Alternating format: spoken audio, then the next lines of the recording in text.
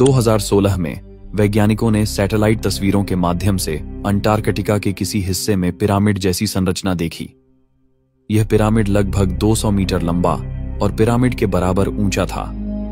अमेरिकी और यूरोपीय वैज्ञानिकों ने इसका अध्ययन किया और बताया कि यह संरचना मानव निर्मित है या प्राकृतिक संरचना जो पिरामिड जैसी दिखती है, यह अब भी पूरी तरह स्पष्ट नहीं हो पाया।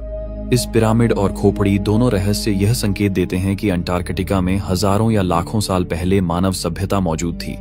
पिरामिड जैसी संरचना और अद्भुत खोपड़ी यह बताती है कि यह जगह कभी विकसित और संरचित समाज की भूमि रही होगी। समय के साथ बढ़ती ठंड और कठोर मौसम ने इस सभ्यता को दूरस्थ और गर्म क्षेत्रों की ओर जाने के लिए मजबूर किया। वही जगह जहां कभी मानव रहते थे, आज वैज्ञानिकों के लिए रहस्य और खोज का केंद्र बनी हुई है।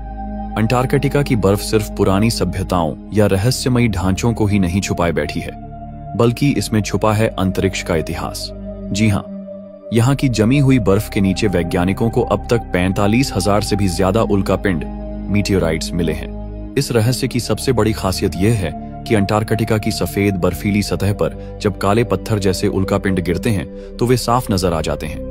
साथ ही यहाँ की ठंडी और सूखी जलवायु इन उल्कापिंडों को हजारों लाखों साल तक संरक्षित रखती है। वैज्ञानिकों ने 1969 में पहली बार यहाँ बड़े पैमाने पर उल्कापिंडों की खोज शुरू की थी। उसके बाद से लेकर आज तक उन्हें ऐसे ऐसे टुकड़े मिले हैं जो न सिर्फ हमारे सौर मंडल बल्कि मंगल ग्रह और चांद से भी आए हुए हैं। इन उल्कापिंडों को देखकर वैज्ञानिक यह समझने की कोशिश करते हैं कि हमारी पृथ्वी कैसे बनी, ब्रह्मांड का निर्माण कैसे हुआ और क्या किसी और ग्रह पर जीवन की संभावना रही है। दोस्तों, यह विशाल जगह सिर्फ किसी रहस्य या दूसरी दुनिया से जुड़े राज से ही नहीं जुड़ी हुई है, बल्कि यहाँ पर लाखों और हजारों साल पहले ऐसे ऐसे प्राचीन जीवों के निशान मिले हैं जिनके बारे में जानकर वैज्ञानिक भी सोच में पड़ गए। अंटार्कटिका की बर्फ के नीचे वैज्ञानिकों ने कई फॉसिल्स, जीवाश्म खोजे जिन्होंने दुनिया को चौंका दिया। साल 1980 के दशक में यहाँ से करीब 70 मिलियन साल पुराने समुद्री जीवों के जीवाश्म निकले। लेकिन सबसे बड़ा रहस्य तब सामने आया जब वैज्ञानिकों को यहाँ विशालकाय पेंगुइन, जायंट पेंगुइन्स के फॉसिल्स मिले। सोचिए, जहाँ आज के जमाने में पेंगुइन की ऊंचाई मुश्किल से 3 से 4 फीट होती है, वहीं उस दौर में अंटार्कटिका में रहने वाले पेंगुइन की ऊंचाई 6 से 7 फीट और वजन 100 किलो से भी ज्यादा हुआ करता था। यानी ये पेंगुइन एक इंसान के बराबर बड़े थे।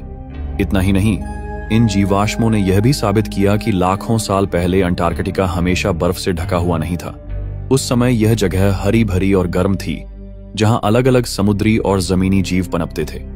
इन खोजों ने वैज्ञानिकों को यह सोचने पर मजबूर कर दिया कि जलवायु परिवर्तन ने सिर्फ धरती का नक्शा ही नहीं बदला, बल्कि यहाँ रहने वाले जीव जंतुओं और सभ्यताओं का भी अंत कर दिया। ये विशाल पेंगुइन और प्राचीन जीव हमें यह याद दिलाते हैं कि अंटार्कटिका सिर्फ बर्फ का महाद्वीप नहीं, बल्कि यह पृथ्वी के इतिहास की जीवित किताब है।